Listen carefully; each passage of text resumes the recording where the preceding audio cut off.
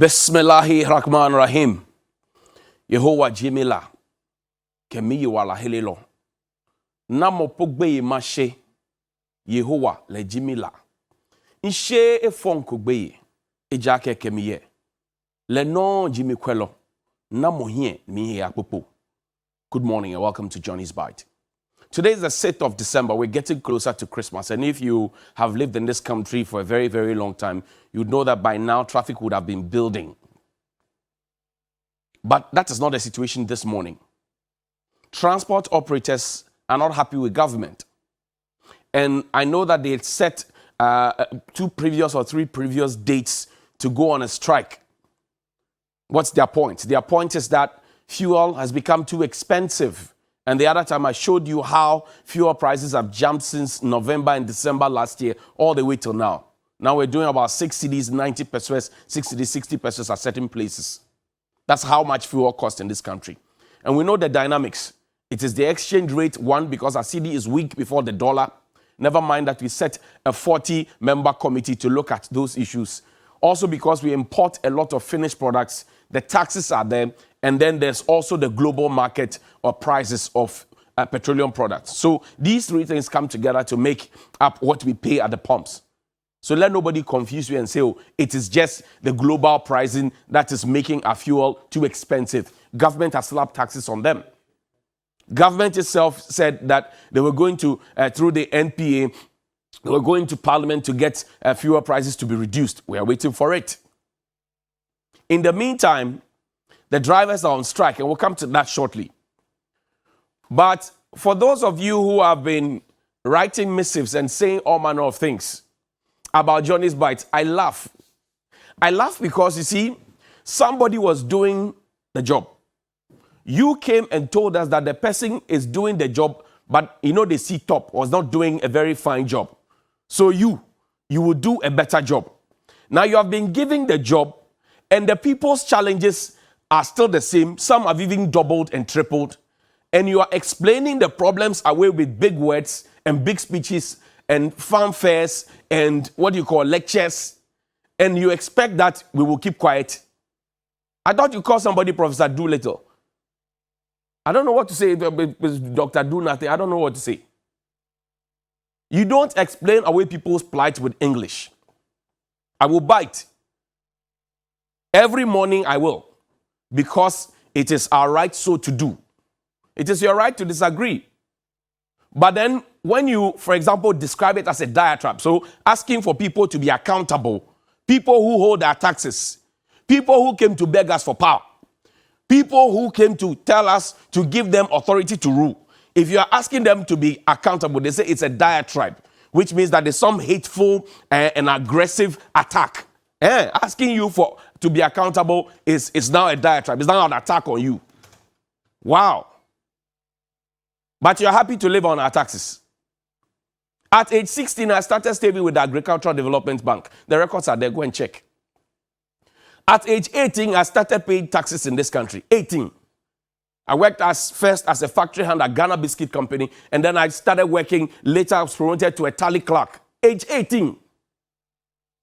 I started working. I've paid taxes in this country from that time up until now. Working with the USAID and Ghana Health Service and all of that. I've worked. And I decided at some point I was just going to do morning TV and radio. So since 2009, I've woken up at 3 a.m. every day, unfailingly, to do this job. So when I speak, I'm speaking from the very depths of my heart. And I know there are too many others who share the views I share. This morning, a market woman would have woken up at 3 a.m., bathed with very cold water to go and sell. And then when they are telling you that things are not going the way you told us it will go, you are in a concentrated state, and you think that you are beyond being asked to be accountable. Atubo lectures. Echon lectures, keblofo. Echon lectures. So when Dr. Baumia did the digitalization lecture at Ashesi University, we had people go around. Even after I showed you the tall list of media houses, and nobody has had the courtesy to account to us how much it cost the taxpayer to do that lecture. Nobody has told us. We saw it, we heard it, it was on radio, TV, it was live. And anybody who works in our industry will tell you how much it costs to do live coverage. You have not explained to us how much it cost us to be able to pull that off. In fact, after you did that, Dr. Boako and Kojo Bonkruma, they were going around stations explaining what the vice president had said. The vice president spoke English, not Greek. If now we have to go around explaining what the man spoke in English, again in English, then you know that the lecture didn't go down well. That's what in class we say, said the whole show. The whole show, said. The whole show. Those are the realities. And you see, I like something that Nana Dankwa Akufo-Addo said sometime in 2016. He said, you can put a spin on it. That was around the time when John Mahama also thought that there was a certain media cabal. And they say now we are regime changes. So in 2016 and in 2012, when we're talking about the situations in this country where we regime changes, I didn't know Penocresa.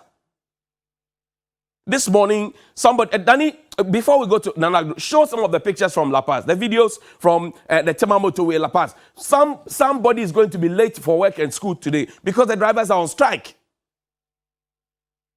But you have a siren leading you to work, right? You have a siren leading you to work. Traffic crowd undi bimuda. You have a siren leading you to work. That's it. That's La Paz. This is La Paz.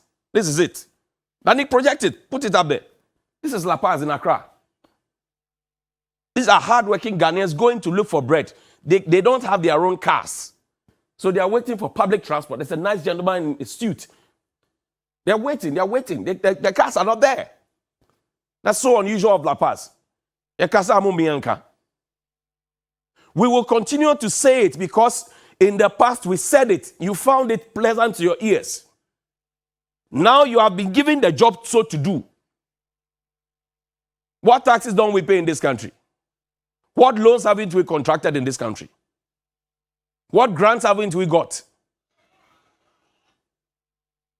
The student is going to be late for school. We say we believe in education. We are doing free SHS. The student is standing there. He will be late for school. There are other Ghanaians who are also going to look for bread and butter. They are all stranded. This is the situation. This is Ghana today. You made a promise to them that they were going to take off 5 taxes. They came to you. In fact, at the last meeting, you sent 2 deputy ministers, one from finance, one from transport, to go and beat them. What did you promise them? And have you kept your promise? You promised them. Have you kept your promise? That's the situation. That's what we're talking about today. Then he played a video from the motorway, the one that has human beings sitting in the bucket of a pickup vehicle because they can't find decent public transport to travel in today because the drivers are on strike. Then he played that video. And when you come and you want to rebuy, and that this whole attitude of, that's it, human beings. They don't want to be late. If they work in a market, they'll be paying 2 cedis and 3 cedis toll. You collect those monies. When they are asking you to be accountable, then you get angry. If you think that you can't subject yourself to accountability, then get away. Move away from there. Let those who are ready to be accountable be there. Let those who want to be accountable, let them come in there and be there. You can't be there, be drawing salaries from our taxes. In fact, my tax is bigger than my tithe. What I give to God is smaller than my tax that I give to the government. And you expect me to go and hold the opposition accountable. It is the powerful that you hold accountable. You don't hold the opposition accountable. You hold the powerful accountable. So anybody who says that, oh, you are questioning government, question the opposition. When you take my taxes, do you give it to your opposition? Do you give it to the opposition? When you collect my taxes, do you give it to the opposition? And they say, oh, you are mentioning the president's name. I don't have a contract with even Dr. Vice President, Dr. Baumi. I don't have a contract with him. I don't have a contract with any MCE or DC. I don't have a contract with any minister. You watching me, you don't have a contract with them. The person you have a contract with is the president because it is his photo that we saw on the ballot sheet and voted for him. So if he has appointed somebody and the person is not delivering, it is his job to be reminded to deal with that situation for all our sakes. For all our sakes. For all our sakes. Then he play a final video from the streets. How people are suffering to get vehicles. Play now, the final video, and then we'll jump into another conversation. This morning, this is how it is. This is how it is. Those people gathered on the street, they are not dadaba. They are not dadaba, that is their pain. So keep explaining their pain away. Keep explaining their pain. Keep explaining the pains of the people. Keep explaining it. Ayiko, explain the pains of the people. The same people you came to beg. Explain their pain. Play another Nana Akufo-Addo's video for me from 2016. Danny, play that video for me, please. That there's a school of thought that says that money is everything, and that there's a lot of money. I'm aware there's going to be a lot of money washing up in the media in the year ahead of us, which is going to require you to spend and spend and spend.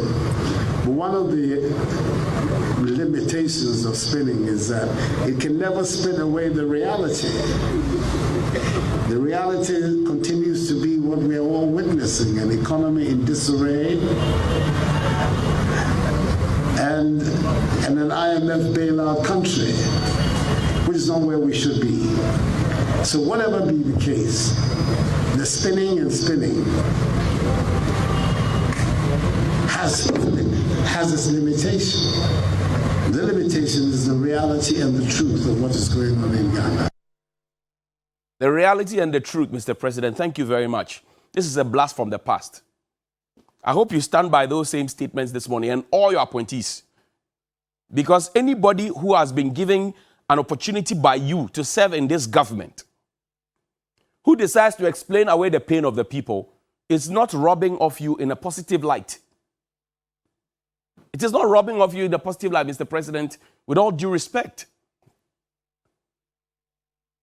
It is not robbing off, and you notice a certain trend. Anybody who decides to speak up, they will try and put a certain mud on the person. Oh, this person, he is with the opposition, he's in bed with the opposition, he is NDC, blah, blah, blah. Well, if I'm NDC, is the NDC a criminal organization?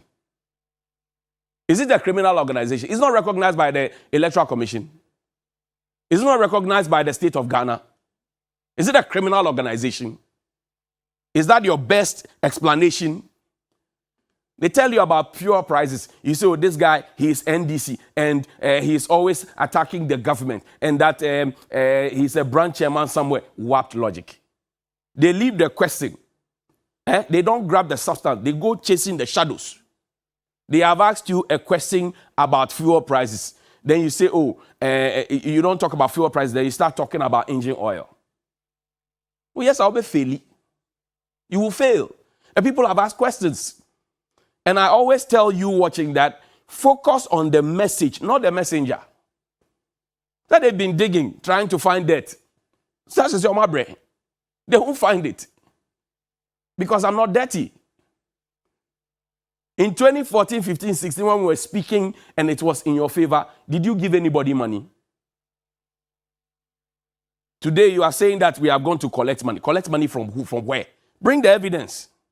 Shame. Let's talk about, we'll play that video. Hold on. Now, you get to a certain point, and something that Dr. Mustafa Hamid said. Good morning to you, Doc. And it looks like we are at that same position today, where people in government and people in power and people who have been appointed feel that they know it all. So even to take advice is a problem. Our job as the press is to ask questions on behalf of the people, because not all 30 million Ghanaians can be here. And I encourage you, if you're a Ghanaian there, I say stop posting nudes, share, like, comment. This morning, you can also be a citizen journalist. You get to the Lorry Park, the cars are grounded, take a short video, a picture, and post it. Tag the president. Let him know what's happening.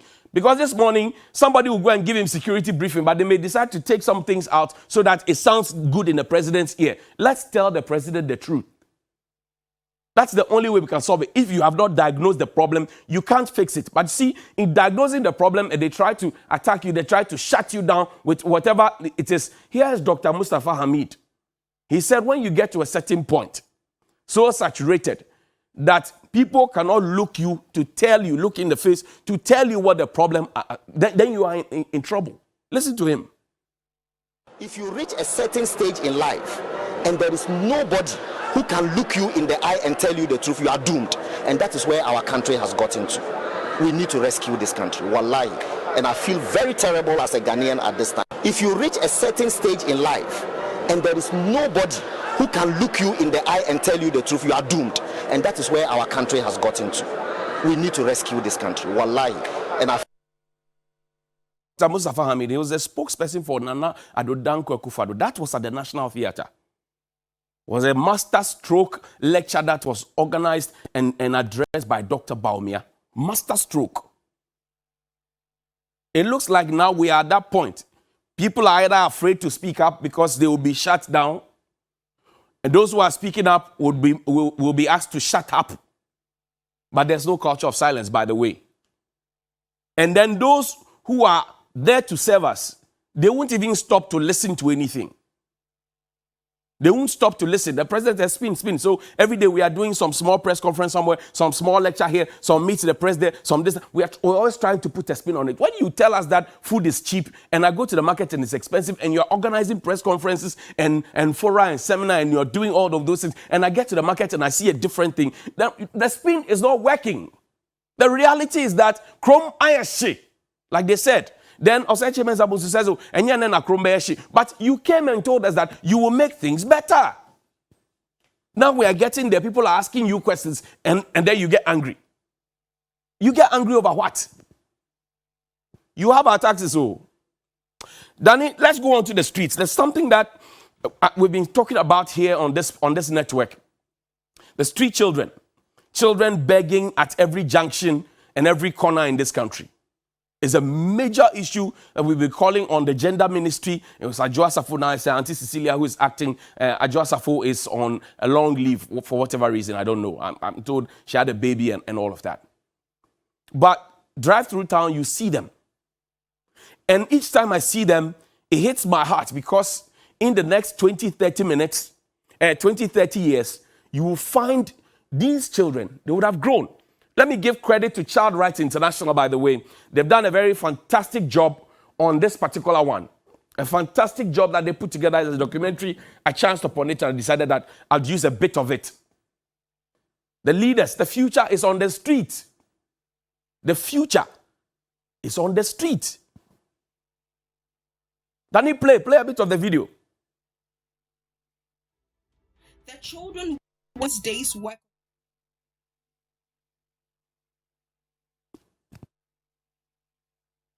Of these children sleep in the open. Others struggle to find places in front of closed shops and on foot bridges in some instances. Some are fortunate enough to get themselves locked up in shops until the next morning, just for a good night's sleep. Despite the appalling conditions of their places of rest, the average... This is the reality. Let nobody who works at the gender ministry, Gender, Children and Social Protection Ministry tell me that they don't know about this situation. Let nobody at the Social Welfare Department tell me they don't know about it. Let nobody who works at the presidency tell me they don't know about this. They know, they are aware. Omunimpa, they know. I'm a late. Then the next question is, what are they doing about it? You see that child? He or she deserves a future too. Look at it, small, very little children, look at them. They all deserve a future. These are their contemporaries. In school, learning. But the others have been left just like that. Yes, there's a question of parenting. I agree. There's a question of parenting, but there's also the bigger question of social protection. Thank you, Child Rights, for this one. For amplifying what it is that we've been talking about for some time. What is our social protection standpoint? What is our social protection standpoint? And you see, you will take your children to school. You will feed your children right, teach them morals, and teach them to be responsible citizens. But these ones have been left at the mercy of the weather. They are learning all manner of things. In the next 10, 15, 20 years, they will become contemporaries. But one side will be hardened, and the other side will try and live a just life. That is where you will see that all the education you gave your child and whatever you'll be able to leave for your child and whatever they are able to accrue as property, whatever it is, it will hit them so hard. These people will rob and take from them. You see how aggressive they have become these days in traffic. They will knock on your windshield. Some will even spit on you and all of that. Eboboba. Eboboba, it's coming. Let's wait for it. It's Eboboba, Eba. When it's coming, it's doing, like they say. So let me just see. I don't like this official spin that they put on things. I don't like it. I'm saying that the reality on the ground, it's not about speech. It's not about speech and telling me, oh, we are doing something. If you are doing something about something from the gender ministry, we want to see the results. I tell you something. Those who ask questions in government, they say, oh, if we give the country to you, you can't govern. If you sit in your studio and then you talk. Let me give you something. Let me tell you something. In 2017, I joined TV3NewDay. I joined Bright, Nanamfo, and Moon Sangmo on TV3NewDay. Around that time, our ratings were low. We were about third or fourth on the charts. 2017. Same time Nana Addo Dankwa Akufo-Addo and his ministers got into power. January, same time. Now, 2018, I had Dr. Nanama join me later, and then I was here with Moon for some time. Aisha came, Bella, Crystal, Etonam, and now Cookie is here with us. Between 2017 and now, go and check. This one, I didn't manufacture them. Go and check Ipsos, Geopo, and all those ones. TV3NewDay is #1. So I'm saying to you that just around the same time when somebody came to power and appointed you and gave you a job to do, and you told us that you were going to move the country from point A to point B. I'm saying that the small corner they gave me called TV3NewDay, we've been able to manage it and we are #1. What is your scorecard? I have proven to you that in my corner, because I know I can't be a minister of state, I know I can't be a presidential staffer, I know I can't be a parliamentarian, I know I don't want to be president or vice president. I decided to choose media and I'm doing my work well. I am at the top of the chart, #1. No matter all the dust you try to throw in. #1. What is your scorecard? Since they put you at that ministry, what is your scorecard? Since they put you at the presidency and gave you that green letter, what is your scorecard? I'm asking you, what is your scorecard? Which is why we should continue to give you our taxes. What is your scorecard? What is your scorecard? That's the question I'm asking. I've just shown you evidence. And this one you can verify from anywhere. Ipsos data is available. Subscribe, get, and do the analysis from 2017 up to now. I've been here since 2017. And I didn't start practicing in 2017. Prior to that, I've done TV Africa, done Viasat One, done Pravda Radio. We have done some. I'm saying between 2017 and now, we have moved the show from #3 or 4 to #1. And we have stayed at #1 since 2018 or so, #1. That is our scorecard, and that is our bragging right, and that is the evidence of the work that we put in, hard work every day. What is your scorecard? Nobody feeds me with their taxes.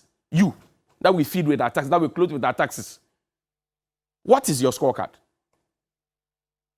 What is your scorecard? Don't be your boy. What is your scorecard? I've showed you our scorecard. What is your scorecard? Let me wrap up finally with this one. Our leaders will tell us that, oh, Kolebu is our best hospital, tertiary hospital, blah, blah, blah. When they are sick, they sit in a plane and they go outside. You realize that in 2020, because of COVID, we were all here. They started fixing things. Now we have opened the airport, so they are going. Where's the Speaker of Parliament? He didn't go alone. You remember the Vice President also went for medical checkup. So continue following them. When they are ill, you remember the Finance Minister also went out for medical attention. Continue following them. And don't impress upon them to fix the situation we have here. So that when you and I are ill, and because we can't afford plane tickets and first-class tickets or business class tickets, we will all go and queue up at Kolebu or Ankafo or Efian Kwanta or Kaneshi Polyclinic or wherever it is and go and get help. When they are ill, they carry their bags with their people and they travel on your taxes. You pay for it. They tell us that we should patronize made in Ghana. When they are sick, they go outside. They tell us to eat made in Ghana rice. They won't eat it. The same people who are leading us are the same people who will take advantage at the slightest opportunity to go outside of this country. When I say that, they get angry, but it is true. I say, where is the Speaker of Parliament? Where did Mr. Ken Oforiatta go recently for medical attention? Where? And they are not the only ones. There are a long list of them, all of them. Check. You can go and check. Do you think that if they had made Kolebu better, so that you have issues of, oh, today they say oxygen is short, the scan machine is not working, this one is this one is that, then we will have to do a certain PR to come and cement them. Do you think that if we had everything working optimally there, anybody would travel outside? Nobody would travel. But instead of focusing on those things, they won't. Go on to social media now. I have said these things. They won't come and respond to the things that have been said and tell you how they are trying to fix the problem. They rather come attacking. Attacks, the truth is only one. And we will continue drumming it home until you accept the truth and you deliver on the public good that you promised the people. You gave the people a manifesto. You made them a promise. You told them that whoever was in power is not doing the right thing. You can go ahead and say somebody is a preferred candidate or preferred party. I don't care.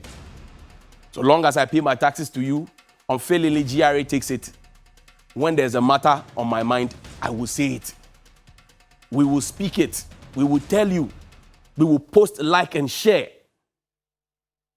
Because the country is for all of us.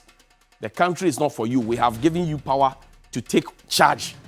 So if you are going the wrong direction, we should tell you. And like Dr. Mustafa Hamid says, if you get to that point where nobody can look you in the face to say what you are doing, Ibinya, you are in trouble. We don't want to follow you to be in trouble. We want to help you out of trouble. Think about it. Good morning.